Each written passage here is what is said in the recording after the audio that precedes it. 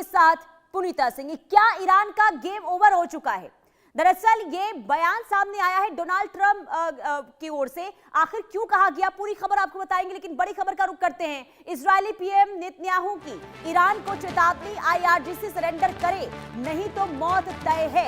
Netanyahu की तरफ से ये बयान सामने आया है। तो आईआरजीसी सरेंडर करे नहीं तो मौत तय है। नेतन्याहू लगातार यहां पर चेतावनी देते हुए इजरायली पीएम की ओर से ये स्टेटमेंट और आईआरजीसी की ओर से ये कहा गया कि आईआरजीसी को सरेंडर करना होगा, नहीं तो इसके बाद स्थिति बहुत ज्यादा भयानक होगी, मौत जो है वो तय है। तो सीधे तौर पर यहाँ पर अब ईरान को एक बार फिर से इजरायल के पीएम की ओर से चेतावनी दी गई है और सरेंडर करने को कहा गया है। इससे पहले आपको याद होगा अमेरिकी राष्ट्रपति डोनाल्ड ट्रंप ने ईरान को सरेंडर करने के लिए कहा था और ये कहा था ईरान के पास अब सिर्फ और सिर्फ एक ऑप्शन है, वो सरेंडर करना।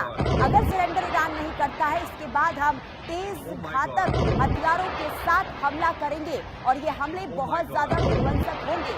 और अब इजरायल के पीएम नेतन्याहू ये कहते हुए नजर आ रहे हैं कि आईआरजीसी को सरेंडर करना होगा, नहीं तो मौत तय है। तो एक तरफ 13वें दिन महाजंग और दूसरे तरफ लगातार बयानों के जरिए हिदायत देने की कोशिश ईरान को हो रही है। हालांकि ईरान जो है अभी भी अपने मंसूबे से पीछे नहीं हटा है। ईरान अब सीधे तौर पर यह कह रहा है कि हमारे पास अभी भी मजबूती है, हमारे पास भारी मात्रा में हथियार है और इस जंग को लंबा खींचने की क्षमता हमारे पास है। लेकिन नेतन्याहू आईआरजीसी को यहां पर चेतावनी देते हुए नजर आए। इजरायल के प्रधानमंत्री हैं बेंजामिन नेतन्याहू, इनकी ओर से आईआरजीसी को चेतावनी दी गई है और ये कहा गया है कि आईआरजीसी को अब सरेंडर करना होगा, नहीं तो स्थिति बहुत ज्यादा भयावह होगी और मौत जो है वो तय है। और ऐसे में आप अंदाजा लगाइए कि 13वें दिन आकर इस महाजंग की स्थिति अब क्या बनती हुई नजर आ रही है, क्योंकि लगातार चेतावनी देने का सिलसिला दोनों ओर से जारी है। और बड़ी खबर का रुख करते हैं नेतन्याहू के बयान पर। आईआरजीसी ने पलटवार भी कर दिया है, आखिरी गोली तक लड़ने के लिए हम तैयार हैं। आईआरजीसी की तरफ से ये पलटवार और 10 साल तक लड़ने के लिए हम तैयार हैं।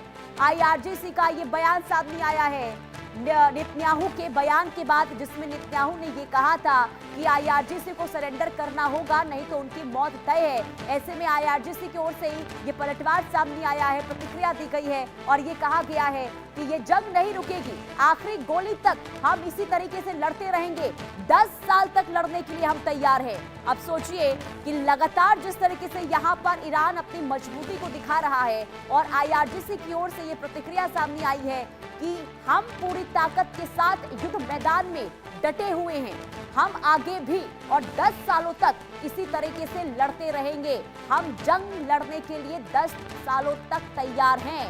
ये आईआरजीसी का बयान सामने आया है और ऐसे में आप समझ जाइए कि ईरान अभी भी झुकने के लिए तैयार नहीं है। इजरायल, अमेरिका, दोनों देशों को यह लग रहा था कि अगर हम सुप्रीम लीडर को खत्म कर देते हैं, टॉप कमांडर को खत्म कर देते हैं, तो इसके बाद आईआरजीसी घुटने पर आ जाएगा, ईरान घुटने पर आ जाएगा। लेकिन अब तक 13वें दिन तक आईआरजीसी और ईरान की ओर से जो यहाँ पर आक्रामकता दिखाई जा रही है, इससे आप समझ सकते हैं कि अभी वो स्थिति नहीं आई है जब ईरान सामने आकर ये कहेगा कि हम सरेंडर करने के लिए तैयार हैं। चाहे भले ही डोनाल्ड ट्रंप की ओर से, बेंजामिन नेतन्याहू की ओर से चेतावनी दी जा रही हो, धमकियां दी जा रही हो, लेकिन ईरान जो है झुकने के लिए तैयार नहीं है। डोनाल्ड ट्रंप ये कह रहे हैं कि ईरान की हमने कमर तोड़कर रख दी है, ईरान के पास अब कुछ बचा नहीं है और ऐसे में ये जीत हमने फतेह कर ली है। लेकिन ईरान की तरफ से ये कहा जा रहा है कि अगर जीत फतेह हो गई है इस युद्ध में, तो आखिर सामने आकर क्यों कह रहे हैं कि सरेंडर कर दीजिए। और दूसरी तरफ जब इजरायल के प्रधानमंत्री बेंजामिन नेतन्याहू ये कह रहे हैं कि आईआरजीसी को अब सरेंडर करना होगा, नहीं तो मौत सभी की तय है, ऐसे में पलटवार भी फौरन तौर पर यहाँ पर कर दिया गया है और ये कहा गया है कि आईआरजीसी के पास इतनी ताकत है कि 10 सालों तक इसी तरीके से जंग लड़ा जा सकता है। हम जंग लड़ने के लिए तैयार हैं, हम इसी क्षमता के साथ आगे भी लड़ते रहेंगे। तो कुल मिलाकर देखिए, इस महाजंग से जुड़ी हुई ये बड़ी खबर आज के सामने आई है, जिसमें दोनों ही देशों की ओर से यहाँ पर अपनी आक्रामक